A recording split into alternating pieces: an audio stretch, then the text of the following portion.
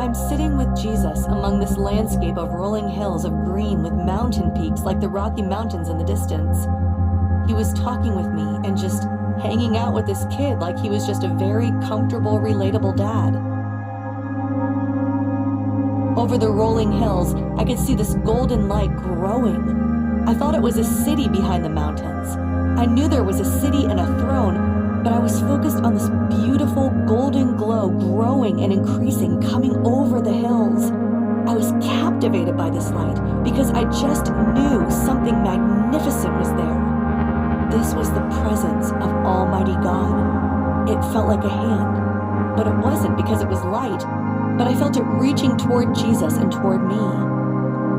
I watched in awe as this beautiful, beautiful light, all these points of golden light, kept coming up over the hills, coming together to form this enormous golden hand larger than the whole sky.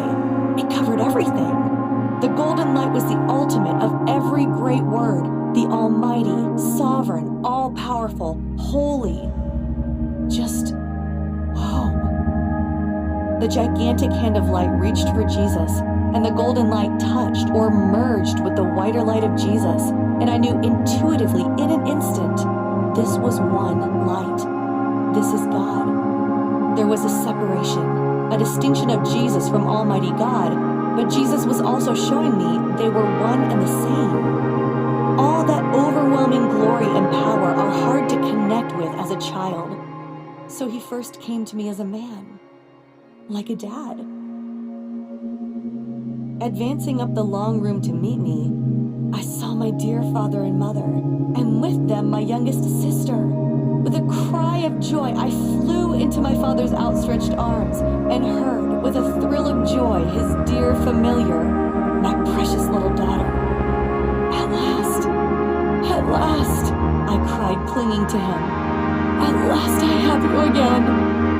At last, he echoed, with a deep-drawn breath of joy. May led me into the water, down into its crystal depths, and when it seemed to me we must be hundreds of feet beneath the surface, she threw herself prostrate and bade me do the same. I did so, and immediately we began to slowly rise.